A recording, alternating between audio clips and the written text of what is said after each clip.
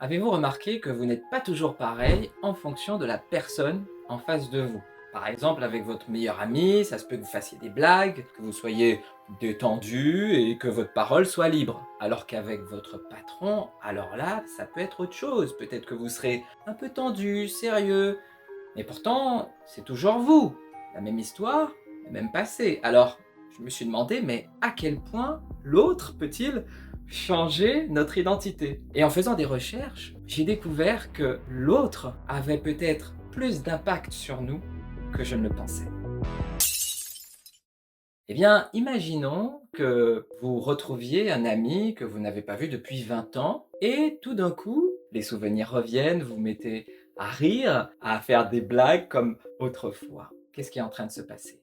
En psychologie, il y a un concept qui s'appelle le soi relationnel. Concrètement, certaines parties de moi-même peuvent être liées à des personnes importantes de ma vie. En 2002, il y a deux psychologues, Susan Andersen et Serena Chen, qui ont proposé l'idée que des personnes importantes dans notre vie peuvent activer des facettes de nous-mêmes liées à cette relation. Donc finalement, quand tu retrouves cet ami que tu n'as pas vu depuis 10 ans, c'est pas une autre personne qui apparaît, c'est simplement peut-être des facettes en toi qui sont réactivées par cet ami. Mais est-ce que l'influence des personnes importantes dans notre vie sur notre identité s'arrête là? Quand vous partagez quelque chose avec quelqu'un, une histoire d'amour, amicale, petit à petit, vous allez développer des souvenirs communs, des expériences communes. Et c'est comme si on avait deux cercles. Le premier, c'est vous, et le second, c'est l'autre. La question, c'est est-ce que ces deux cercles restent séparés, ou est-ce qu'à un moment donné, ils vont finir par se chevaucher?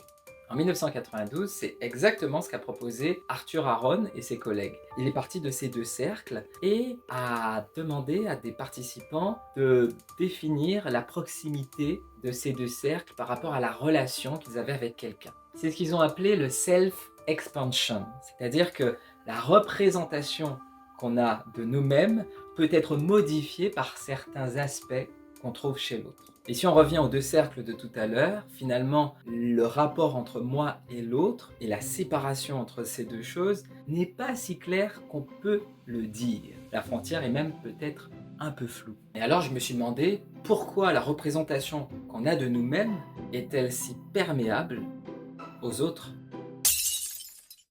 Imaginez, vous êtes dans un scanner et on vous annonce qu'on va vous envoyer un courant électrique. Dans un premier cas, vous ne tenez la main de personne. Dans un deuxième cas, vous tenez la main d'un inconnu. Et dans un troisième cas, vous tenez la main d'une personne que vous aimez. D'après vous, est-ce que votre cerveau va réagir de la même façon? C'est une expérience qui a été faite en laboratoire et le résultat est fascinant parce que lorsque la personne tenait dans sa main le conjoint ou la conjointe, eh bien, le cerveau réagissait moins fort à la menace du choc électrique. Des chercheurs ont développé une idée très intéressante, la Social Baseline Theory, qui propose qu'en fait le cerveau ne se dit pas qu'il est tout seul à tout gérer, mais que plutôt il s'appuie sur des ressources disponibles à partir d'autres êtres humains autour de lui. Et donc si on revient à l'expérience de la main, notre cerveau va se dire « bon ben là, je suis plus tout seul à faire face à cette menace potentielle ». Au début, je me demandais à quel point les autres pouvaient modifier notre identité. Je pensais que c'était juste une question d'adaptation. Et après toutes ces recherches et ces découvertes, eh bien je réalise que c'est beaucoup plus intéressant et l'impact de l'autre sur nous est beaucoup plus profond qu'on imaginait. Et donc les autres ne sont pas simplement des figurants dans notre histoire, leur présence, nos interactions peuvent carrément modifier la perception qu'on a de nous-mêmes. Et en tant que comédien et créateur d'une école de théâtre à Paris, je me rends compte que le théâtre est justement un espace où on peut explorer ces différentes facettes que l'autre peut faire naître en nous. D'ailleurs, si ça t'intéresse de venir vivre cette expérience sur scène, j'ai mis en description le lien vers mon prochain stage de théâtre. Et pour plus de découvertes et d'enquêtes comme celle-ci, abonne-toi juste ici. À bientôt.